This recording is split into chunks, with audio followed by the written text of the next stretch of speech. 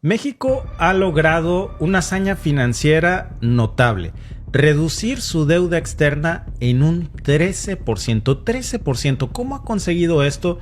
Porque créanme, son cifras mayores. ¿Qué estrategias ha implementado el gobierno federal? No solamente para mantenerse al corriente del pago de la deuda externa, sino para, digamos, hacer pagos adelantados y reducir en una cantidad tan considerable nuestra deuda externa. ¿Y qué significa esto para la economía mexicana y para nosotros los ciudadanos? Bueno, hoy vamos a desentrañar este tema, que es muy importante, y sobre todo saber en qué se gastaron todo este dinero en su momento los políticos que nos dejaron tan endeudados. ¿Cuánto debemos hasta la fecha? Bueno, la deuda del gobierno federal mexicano disminuyó, según fuentes oficiales, un 13.7% en términos reales anuales, pasando de enero a septiembre de este año en esa reducción. Pero, ¿qué implica realmente este porcentaje? Para ponerlo, amigos, en contexto, la deuda externa se situó en una cantidad, fíjense nada más, México debe 2.060.000.000.000 de pesos. Muchísimo dinero. Eso representa el 16.7% de la deuda total que tiene el gobierno, que asciende a los 12.334.155 de pesos. Este porcentaje es significativamente menor al 23.3% que representaba la deuda externa al cierre del 2018, durante el gobierno anterior. Bueno, ahora cabe preguntarse, amigos, ¿cuál ha sido el motor detrás de toda esta reducción de que México hoy deba menos en deuda externa? Bueno, según el Centro Económico de Finanzas Públicas, la CEFP, se han realizado ajustes contables negativos por $1,059 millones debido a la variación del dólar frente a otras monedas. Es decir, fíjense qué interesante. El hecho de que el peso mexicano le esté ganando terreno al dólar quiere decir que eso ha impactado en el monto total de la deuda. Pero hay un factor crucial aquí. La apreciación del peso frente al dólar también está influyendo de otra forma. Arturo Huerta, un experto de la Facultad de Economía de la UNAM, ha dicho que esta apreciación ha sido fundamental para reducir la deuda en pesos. Y si analizamos esto más a fondo, amigos, vamos a descubrir que esta reducción es también resultado de una estrategia que se ha implementado por el gobierno desde el año 2020, que así lo había anunciado, para disminuir lo que México debe, la deuda externa, y para privilegiar la deuda interna, es decir, los proveedores locales, y tratar de reducir más nuestra deuda a extranjeros. Es un cambio de enfoque bastante notable, porque fíjense, la deuda interna de hecho aumentó 11.9% respecto del mismo periodo anterior en el 2022, alcanzando la cantidad de 10.273.000.000.000 de pesos, lo que representa más o menos el 83.3% de la deuda del gobierno federal. Esto según datos de la propia Secretaría de Hacienda y Crédito Público, que sacó estas cifras en su último informe trimestral de finanzas públicas, en donde dijo que el crédito externo se está utilizando como una fuente de financiamiento complementaria solo cuando se pueden hacer condiciones favorables de financiamiento para México. Esto implica, por cierto, una gestión más cautelosa de los recursos externos o de cómo se adquiere deuda en el exterior. Ahora, la pregunta del millón, amigos. ¿Por qué México tiene una deuda externa tan grande? ¿A quién le debemos todo ese dineral? Y lo más importante, ¿en qué se ha gastado?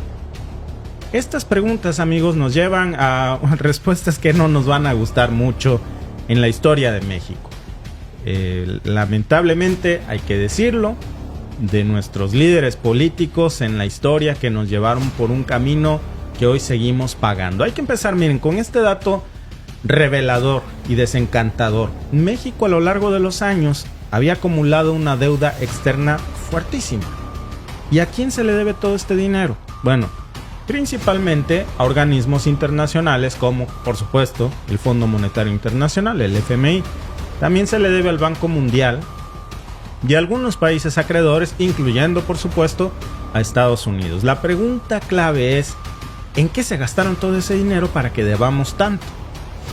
Gran parte de esa deuda externa fue utilizada para, supuestamente, nos dijeron, financiar proyectos de infraestructuras, programas sociales y para mantener la estabilidad económica en tiempos de crisis. O sea, para tapar los hoyos que ellos mismos abrían, para construir elefantes blancos y otras cositas más. El problema fue que no se manejó ese dinero con transparencia y terminó dilapidándose. Hay que comenzar, para que tengan una idea de qué tipo de proyectos nos referimos. Uno de los más polémicos, el fallido Aeropuerto Internacional de la Ciudad de México, el NAI, es el NAICM, el NAI, que se inició, si ustedes recuerdan, en el periodo de Peña Nieto. Ese proyecto originalmente, que fue realizado con deuda externa, que le costó a los mexicanos aproximadamente 13 mil millones de dólares, y luego los costos se dispararon. Se estima que le costó al país alrededor de miles de millones de dólares en pérdidas, de algo que nunca vimos. Se dio una fecha de construcción, luego se canceló, se postergó, se dio otra, y cada vez que se daba una nueva fecha de construcción, los costos se incrementaban. Ahora, hablemos de otra obra mágica, la famosa Estela de Luz, un monumento en la Ciudad de México, inaugurado en el 2011, si ustedes se acuerdan, durante el gobierno de Felipe Calderón. Ese proyecto fue criticado por su elevadísimo costo inútil y por los retrasos en su construcción. Originalmente fue presupuestado en, fíjense, 399 millones de pesos, nada más para hacer una torre con luz. 399 millones de pesos. El costo finalmente fue mucho más que eso. Superó de esos 399 millones de pesos para una torre inútil. Bueno, pues resulta que al final nos costó 1,000 millones de pesos. ¿Fue ese un uso eficiente de los recursos públicos? Muchos argumentan, por supuesto, me incluyo, que no. Otro caso notable es el tren México-Toluca, iniciado en el 2014, con un presupuesto inicial de aproximadamente 38 mil millones de pesos, y se estima que el costo superó los 90 mil millones de pesos finalmente. Eso sin contar que tuvo numerosos retrasos y problemas en su ejecución hasta el momento. Además, hasta la fecha el proyecto de hecho sigue ahí botado. Y luego aquí tenemos otro ejemplo de una obra con sobrecostos, con cuestionamientos sobre su utilidad y un manejo que finalmente nunca fue útil para los mexicanos. Ahora, hablemos de los presidentes. Pongámosle nombre y apellido. ¿Cuáles fueron los presidentes que más incrementaron la deuda externa de México? Recientemente, y por supuesto, el emblemático ejemplo del presidente Enrique Peña Nieto del 2002 al 2018. Durante su gestión, fíjense, la deuda externa de México creció significativamente. Según datos del propio Instituto para la Gestión, Administración y Vinculación Municipal, la deuda externa de México durante el periodo de Peña Nieto subió un 48%. 48% durante el periodo de Peña Nieto. O sea, imagínense, estamos hablando de que la noticia que hoy estamos dando es que la deuda externa se redujo un 13%. Bueno, durante Peña Nieto no se redujo un solo punto, al contrario, aumentó un 48%. ¿Qué nos dice esto? Pues que la gestión de la deuda y la transparencia durante su administración fueron de las grandes críticas que hasta hoy resuenan. Pero no solamente fue Peña Nieto. También hubo otros presidentes que contribuyeron a este incremento. Por ejemplo, durante el mandato de Felipe Calderón, del 2006 al 2012, la deuda externa aumentó en un porcentaje bastante considerable, en parte frente a las crisis financieras, sobre todo al 2008 al 2009, que obligó al gobierno a buscar financiamiento externo por no poder financiarse a sí mismo. ¿Qué hay detrás de todos estos números, amigos? Algunos analistas apuntan, por supuesto, a la corrupción, a la incompetencia, a la mala gestión de estos gobiernos, que fueron factores claves en el manejo ineficiente de los recursos, casos de corrupción en varios niveles del gobierno que desviaron fondos que pudieron haber sido utilizados para reducir la deuda o para invertirse en proyectos que realmente beneficiaran en algo a los mexicanos. Luego está el tema de la falta de transparencia en la asignación del uso de esos fondos una vez que se tuvieron. Y al final se fue agarrando esta deuda inmensa que hasta la fecha seguimos pagando y seguiremos pagando. Pues es un recordatorio, amigos, sobre cómo el uso de la deuda externa casi siempre ha servido para exponer la incompetencia, la corrupción y la ineficacia de nuestros gobiernos, Alba. No, es que esas cifras son terribles. Y luego dices con Peña Nieto, es increíble la cantidad de cosas que se hicieron mal. Empezando por todas las que dijiste, y la estafa maestra, en donde hay muchísimos involucrados en esa famosísima estafa maestra, gozando de libertad, y Peña Nieto disfrutando de todo el dinero que se robó en España y en otras partes del mundo. Peña Nieto y Osorio Chong y claro, sacaron a sus chivos expiatorios, 1 o 2 priistas que nos los vendieron como si fueran más malos que la carne de puerco y el emblemático ejemplo de que estaban en contra de la corrupción, y los exhibieron y los cazaron públicamente. Ajá, y Osorio Chong y Enrique Peña Nieto y Emilio Lozoya y la estafa maestra, esos son los verdaderos grandísimos delincuentes, mientras nos mantenían a nosotros ocupados con su circo mediático que armaban como siempre en Televisa y en TV Azteca y en los medios locales, en medios de comunicación que no eran más que esbirros del propio gobierno, que decían que eran super medios de comunicación porque exhibían la corrupción de 1 o 2 priistas que eran más malos que la carne de puerco, mientras con eso nos distraían y nadie hablaba de Peña Nieto, ni de Chong, ni de... Y de eso podemos hablar perfecto, porque en Veracruz pasó el circazo que armaron, y no voy a defender al señor, no dudo que haya robado. Ahora sí, no tengo pruebas, pero tampoco tengo dudas, no dudo.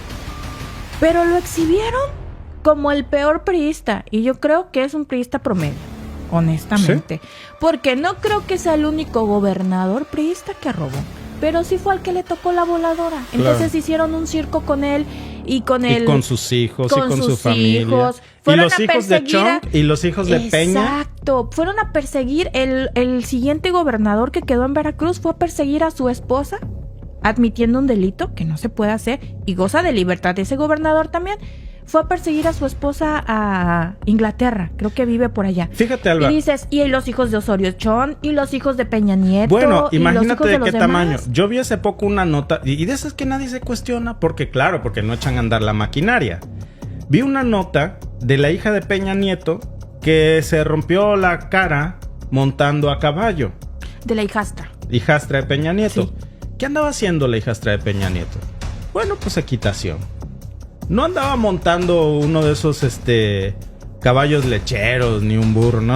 Estaba haciendo equitación. Rásquenle tantito en dónde, rásquenle tantito cuánto cuesta, qué ropa usaba en ese momento para equitación. Claro, eso nadie lo habla, ¿no? Y en cambio yo me acuerdo que se armaban unos circos porque había un caballo en Coatepec y que no sé qué, claro, pero cuando suceden este tipo de cosas tan cuidadas, nadie dice nada. Y no se trata, como tú dices, de proteger a unos o de hablar mal de otros, sino que cuando vemos este tipo de cosas que indignan, de 13% se reduce la deuda externa, son buenas noticias, pero hay que rascarle tantito para atrás y decir, bueno, ¿de dónde vemos tantísimo dinero? Porque son billones, o en español, miles de millones de dólares, ni siquiera de pesos, que el gobierno de México debe por puros pillos. Sí. Que hoy son respetables multimillonarios a los que nadie toca ni con el pétalo de una rosa. Me gustaría pensar que un día vamos a ver justicia. Francamente, lo dudo, Alba, lo dudo. La justicia en México se sirve para el desprevenido y para el que cae de la gracia de alguien más poderoso.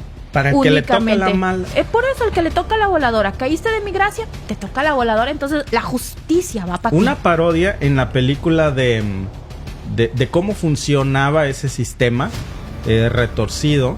En la película esta de... ¿Cómo se llama el que hace de Juan Vargas?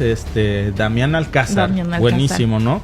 En la película del infierno, si ustedes se acuerdan, cuando está ese gobernador, ¿no? Priista, Marcelo Vargas. Y entonces lo exponen al gobernador priista Marcelo Vargas en la televisora más grande del país, que sería como Televisa. Y le dice el conductor, bueno, pero ¿por qué lo están exhibiendo si es del mismo partido? Y le dice el otro, por pura mala suerte, porque hay que tapar el escándalo del presidente, que por cierto es como si fuera Peña Nieto, sí. y pues le toca bailar a la más fea. ¿Cuál fue la suerte de ese gobernador Marcelo Vargas que empeñó al Estado y se lo entregó a la televisora y le dijo, no, pero el 13% de todo lo que las participaciones de su Estado, ¿no? Se las entregó a la televisora a cambio de pues que... así fue como llegó Peña. Sí, eso es. O sea, realmente ese es el circo de la justicia que tanto veíamos, y este es el monto de las deudas externas que hoy vemos reflejadas. 13% menos se debe, pero se sigue debiendo un montón, amigos. Se sigue debiendo un montón. Y bueno, vamos a ver en qué termina esto. Ojalá que un día podamos hablar de una deuda externa cero, en donde México ya no